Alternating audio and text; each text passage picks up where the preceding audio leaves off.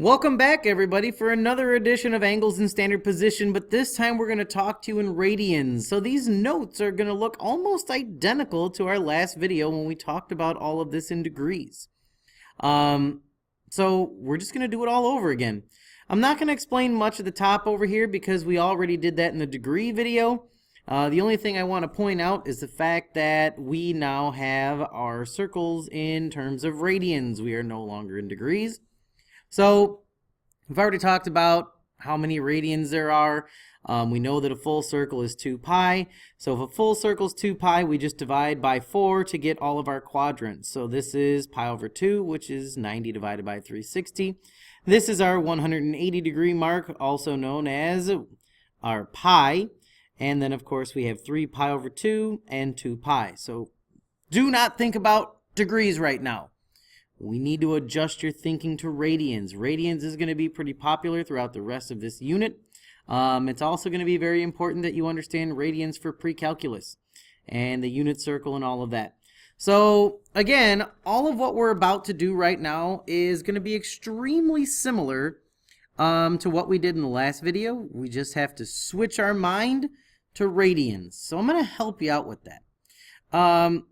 An easy way to graph in terms of radians is to think about what half a circle and a full circle would be with our denominator.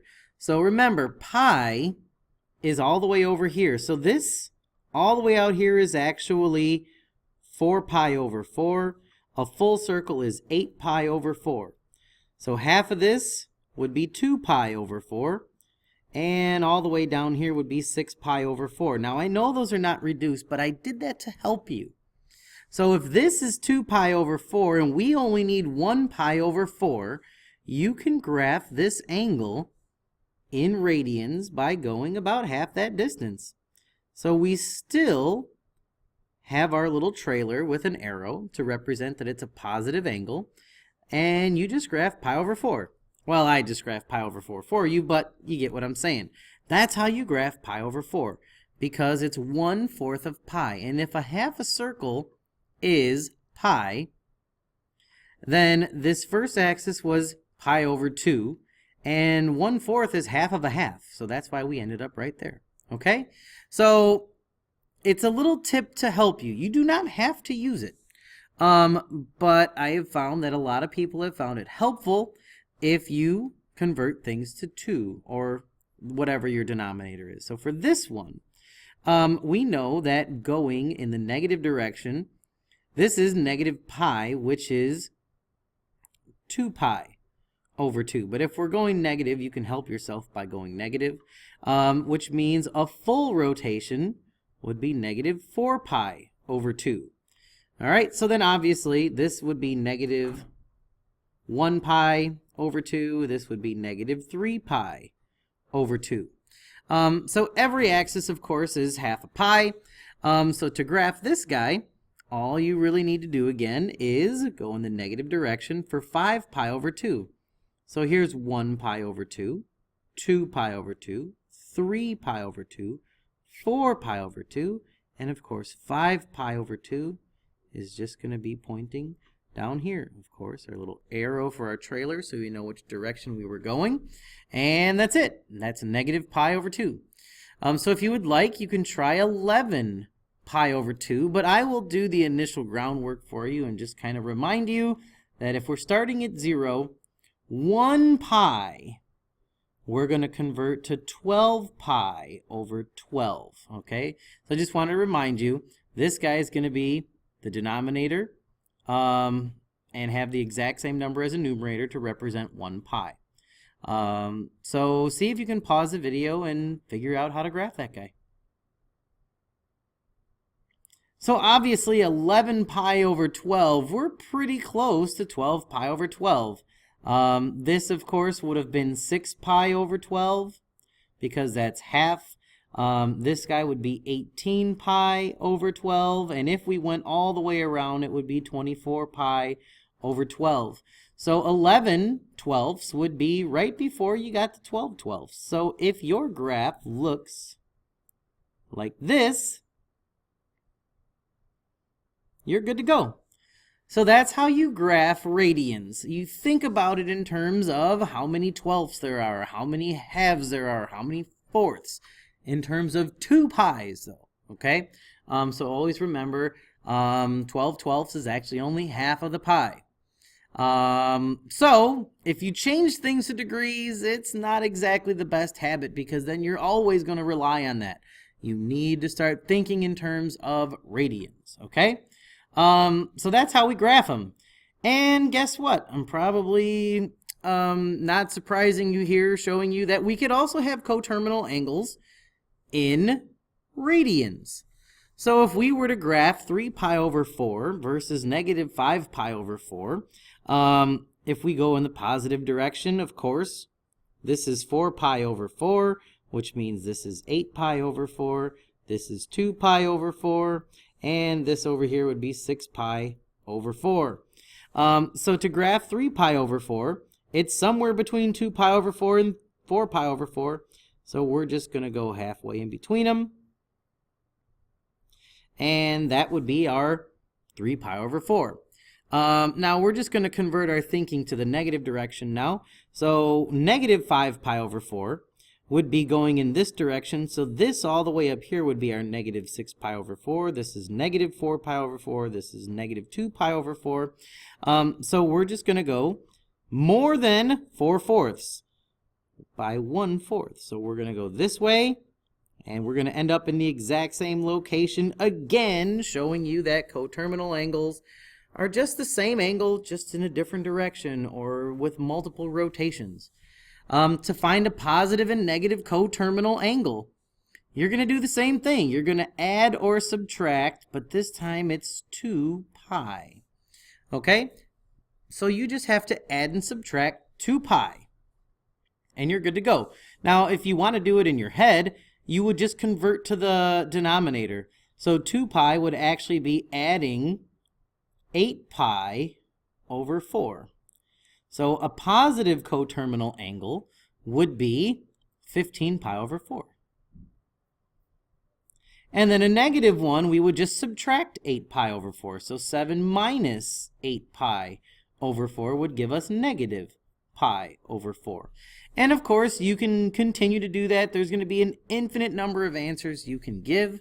If you want, you can just use your calculator and type it in there. You can type negative 3/5 plus 2 pi and negative 3/5 minus 2 pi, and you can get the same type of angles. Like I said, if you want, you can just add and subtract 2 pi, but convert it. So 2 pi would be 10 pi over 5. So a positive one would be 7 pi over 5. And if we were to subtract, we would have negative 13 pi over 5. Again, you can use your calculator if you need to. Just don't type the pi in there because your calculator cannot turn pi into a fraction. And of course, you would just change it to a fraction and you're good to go. Okay? Another one that we've already talked about, we're just going to change our brain to radians. And we're going to talk about reference angles. So, same deal, 3 pi over 5. I am going to change this to 5 pi over 5. This guy, of course, is 10 pi over 5. And once you get good at this, you're not going to have to continue to write all of this. You'll just be able to do it. Half of 5 would be 2.5 pi over 5. And that would make this guy 7.5 pi over 5. So 3 pi over 5 has got to be a little bit past 2.5 pi. So we're going to go this way. And we're going to stop already. Our reference angle is still down to the x-axis. Now think about it this way. This is a full 5 pi over 5. This is 3 pi over 5. So how many pi over 5s are you away from that? Well, to get from 3 pi to 5 pi, both over 5, of course, you need to go 2 pi over 5. So your reference angle is 2 pi over 5. Of course, our reference angle is still going to be positive at all times. Okay? No fractions in this next guy. This is just negative 3 pi. So no need to go sketch this out. We know this is 1 pi. We know this is 2 pi. We know this then is 3 pi. So that is our angle. And since we are on the x-axis, we are 0 radians or 0 pi away from the x-axis. So if you are on the x-axis, you're already there. So you don't have to ask yourself how far away you are from it. Last one. Again, if it makes you feel warm and cozy, you can label everything in terms of eighths.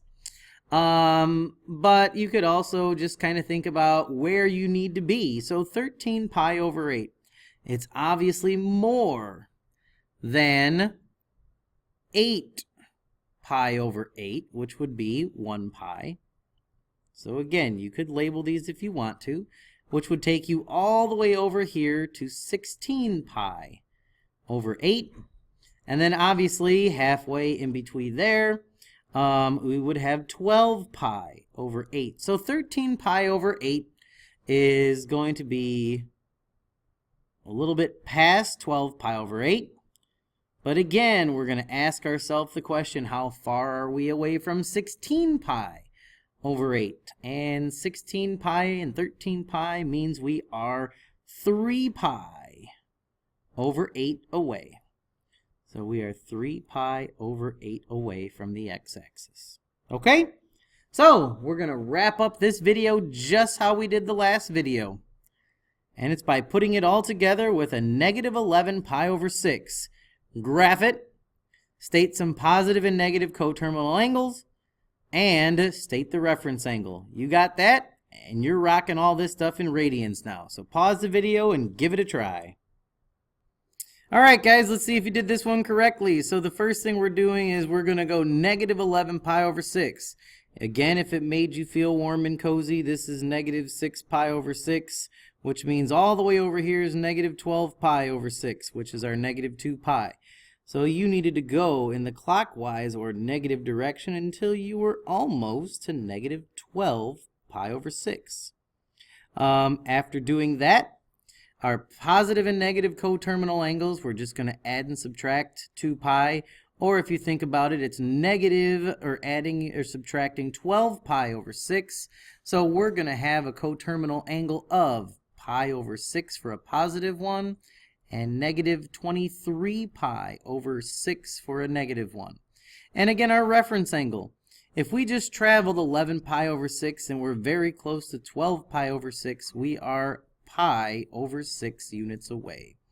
Alright, that's it for this one on angles in standard position in radians. This is Longo and I'm out. See you, bye.